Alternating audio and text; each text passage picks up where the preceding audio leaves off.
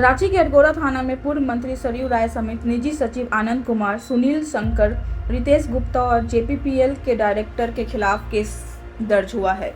इन पर 3,38,26,473 रुपए का घोटाला करने का आरोप लगा है। इनके खिलाफ अरगोड़ा हाउसिंग कॉलोनी में रहने वाले मनोज कुमार के बयान पर केस दर्ज हुआ है। वहीं सरयू राय ने अपने ऊपर लगे आरोपों को लेकर जमशेदपुर में प्रेस कॉन्फ्रेंस कर मनोज कुमार पर कई आरोप लगाए थे, जिसके बाद मनोज कुमार ने प्रेस क्लब में सरयू राय पर आरोप लगाते हुए कई खुलासे किए हैं। वहीं उन्होंने खाद्य पत्रिका को लेकर कई बातें पत्रकारों के सामने रखी और पर्सनल मामलों पर भी कई खुलासे मनोज कुमार ने सरयू राय के खिलाफ किए हैं। इससे ये मामला सोशल मीडिया में, प्रिंट मीडिया में, सभी जगह आहार पत्रिका का चल रहा है। अब इसकी कहानी क्या है? इसकी कहानी यह है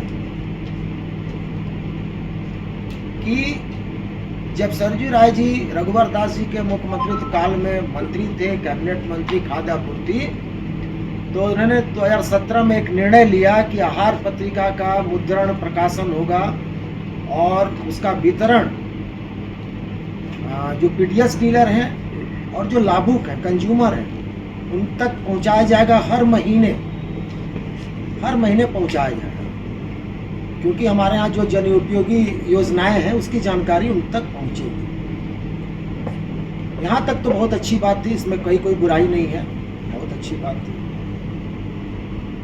लेकिन 2017 में, अब इसको मैं देखूंगा तो बता सकता हूँ डेट, लेकिन डेट मुझे याद है 4 तारीख को, एक दिन में इनके इस पूरे निर्णय को अंडर सेक्रेटरी से लेके, सचिव से लेके और मंत्री ने इसका अनुमोदन कर दिया, ये फाइनल हो गया। चलिए, इसमें भी कोई बुराई नहीं है भाई, जनता के हित में आप इतना फास्ट ट्रैक में चल रहे हैं। यहाँ से शुरू होती है कारगुजारी। 5 तारीख को यानी नेक्स्ट डे सरयू राय जी अपने निजी सहायक आनंद कुमार को इस पत्रिका का संपादक बना देते हैं, नियुक्त करते हैं संपादक, जबकि वो निजी सहायक उनके थे। और आनंद कुमार क्या करते हैं मंत्री के निर्देश से कि वो 6 तारीख को, यानी 4 को ये डिसीजन फाइनल हुआ, 5 को वो नियुक्त हुए पत्रिका के संपादक, और 6 तारीख को उन्होंने अपने स्तर से मंत्री के निर्देश पर एक जेपीपीएल कंपनी है, Jharkhand printers private limited Jamshedpur की, वो उनको बुलाते हैं। प्रपोजल जेपीपीएल नहीं देता है, प्रपोजल देता है कौन? तो खाद्य आपूर्ति मंत्री का पीए, और जेपीपीएल आता है और जेपीपीएल को ऑर्डर मिल जाता है 3,38,26,473 रुपए का मुद्रण वितरण प्रकाशन के लिए है। उसमें 1.5 लाख से ऊपर का कोई भी अगर काम आपको करना है तो या तो आप टेंडर करेंगे या मंत्रिमंडल से इसकी अनुमति लेंगे, ऐसा कुछ नहीं। इसके बाद झारखंड जो जेपीपीएल कंपनी थी वो सक्षम नहीं थी 5 लाख प्रति माह छापने के लिए। इन्होंने क्या किया कि उसको घटा दिया, उसकी संख्या मेरे एफआईआर में है, फिर भी वो कुछ नहीं कर पाई। और उसका नतीजा ये हुआ कि जो प्लान था, जो इन्होंने तय किया था कि सारे लाभुकों को पीडीएस को, कहीं में नहीं मिला, क्योंकि प्रिंट नहीं हो रहा था। लेकिन इसके बावजूद उन्होंने बिना कार्य हुए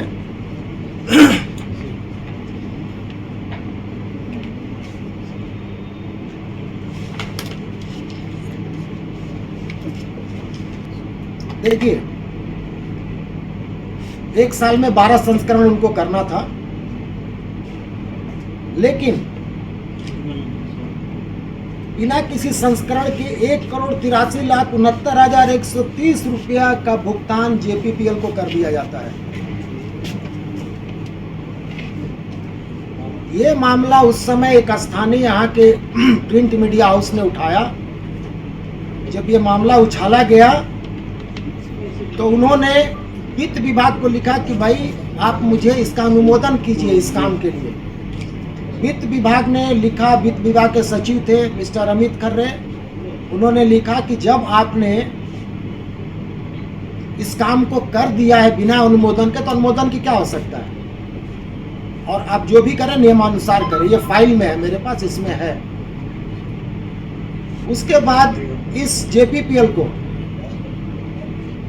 इसका काम को कैंसिल कर दिया जाता है 1,83,69,130 रुपया देने के बाद, और फिर टेंडर की प्रक्रिया शुरू होती है। भाई साहब, टेंडर में 3 बीडर होते हैं, एक JPPL और 2 ऐसी कंपनियां जिनका कहीं कोई निशान नहीं, वो भी इसमें जांच के दौरान मिला है, इस फाइल में। उनका ना एड्रेस है ना वो कंपनी है, एक डमी कंपनी के रूप में, और L1 में ये JPPL आता है। JPPL को काम मिल जाता है, चलिए टेंडर हो गया। यादव से लेके आज तक लालू यादव पर आरोप नहीं लगाया था। लालू यादव के खिलाफ अमित खर्रे ने 95-96 में FIR किया, उसमें हम लोग अवेयर थे, और उस FIR के आधार पर ये सरजू राय और शिवानंद तिवारी हाईकोर्ट गए, PIL किए कि मुझे इसकी CBI जांच चाहिए, और कोर्ट ने किया। इतना ही था इनका रोल। अब आते हैं हम अपने व्यक्तिगत, जो उन्होंने मुझे आक्षेप लगाया। उन्होंने कल बोला मेरे बारे में कि मैं मनोज सिंह, मेरे मित्र PK सिंह के साड़ू हैं। PK सिंह गुमला के 45 गांव के जमींदार हैं, ये उन्होंने कहा। ये सच भी है। PK सिंह के भाई, ये अपने भाई JK सिंह यहाँ बैठे हुए, गुमला से मैंने इनको बुलाया।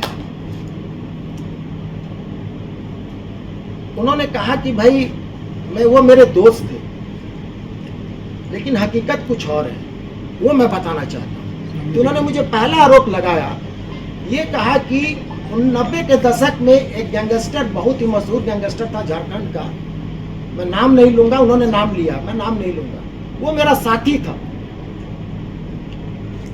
तो मैं इनको चैलेंज करता हूं आपकी मीडिया के माध्यम से कि सरजू राय जी, अगर सच में आप में दम है तो आप मुझे एक सबूत मीडिया में, पुलिस प्रशासन में ला के दीजिए कि उस व्यक्ति से मेरा संबंध कैसे था। अगर उसके ऊपर सैकड़ों केसेस थे, तो अगर मैं साथी था तो मेरे ऊपर एक केस तो होना चाहिए था। मेरी पूरी जिंदगी में, मैं 62 साल का इंसान हूं, मेरी पूरी जिंदगी में मेरे ऊपर एक मुकदमा नहीं है। ये मेरा कैरेक्टर है। आपके ऊपर उन्होंने आरोप क्यों लगाया? इसलिए उन्होंने आरोप लगाया कि मैंने उनके खिलाफ FIR दर्ज कराया है। उनका देखिए, उनकी फितरत है, जब कोई इन पर आरोप लगाता है तो उसको वो कैरेक्टर असैसिनेशन करते हैं, चरित्र हनन करते हैं। वो ये शुरू से आप देख लीजिए, उनका ये बहुत ही निचले तबके के इंसान है, बहुत ही नीच आदमी।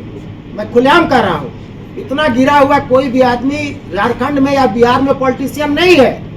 अब मैं आता हूँ, उन्होंने मेरी शादी के ऊपर एक क्वेश्चन उठाया। मेरी शादी हुई थी 95 में, 1995 में मेरी शादी हुई थी। मेरी पत्नी PhD होल्डर थी।